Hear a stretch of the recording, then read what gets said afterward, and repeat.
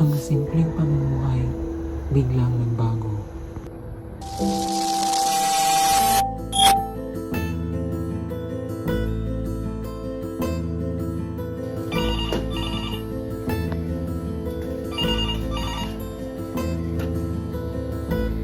Good afternoon, ma'am. Is this Maria Abe?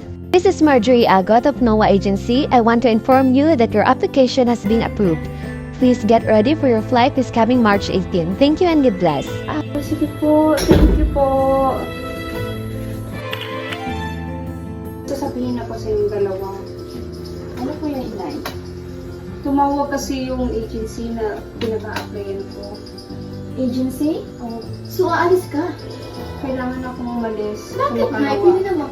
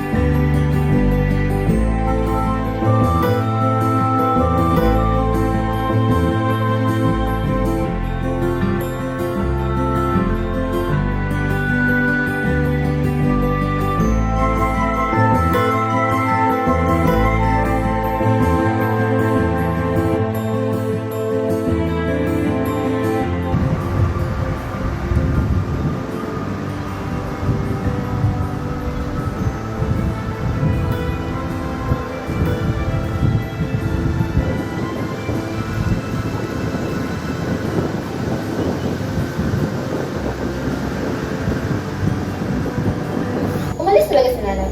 Oo, kagabi pa. Nakaalam siya sa akin at sa'yo habang tulog ka. Siguraduhin niya. Hindi siya masasisi sa ginawa niya.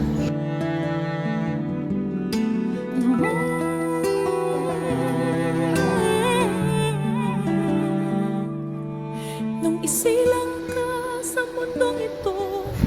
Oh, anak! Sige na kayo, kumain na. Opo, inay! Opo, nanay! Ang iyong ilaw.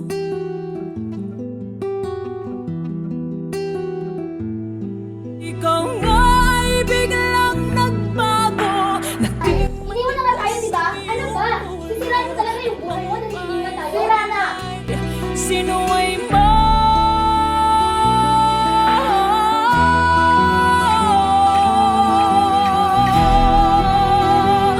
Di Huwag mo nga akong pigilan! Aalis ako! Walang makakasirain sa akin! Buhay mo! Sisirain mo na kasi sira na! Bahala ka dyan!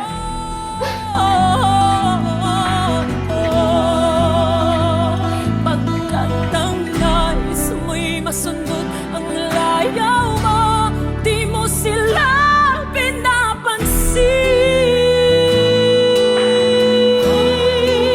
pinapansin.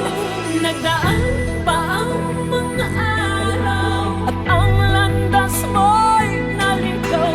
Ikaw ay nalulong sa masamang bisyo.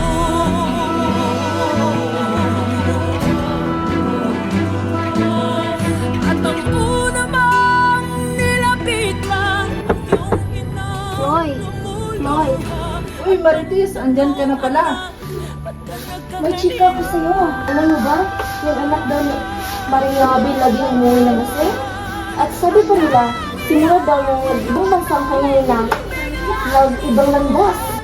Oo nga, sabi nila. Pumunta ka dyan, Nay. Okay lang, kayo dyan. Okay naman po, Nay. May pera akong pinadala nung nakaraan. Nakuha mo ba? Wala ko natanggap kahit piso. Nasa kanya lahat. Tapos alam mo ba kung anong pinagagawa niya? Pinainom niya, pinasigarilyo na. Ewan ko na lang sa kanya. Hindi ko na talaga alam. Uuwi ako sa Makalawa. Uuwi ako.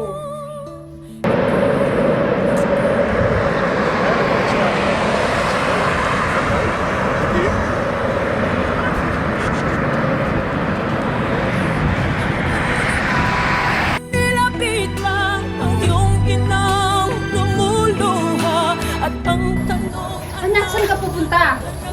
Ate, kunting respeto naman. at ang una mang nilapit lang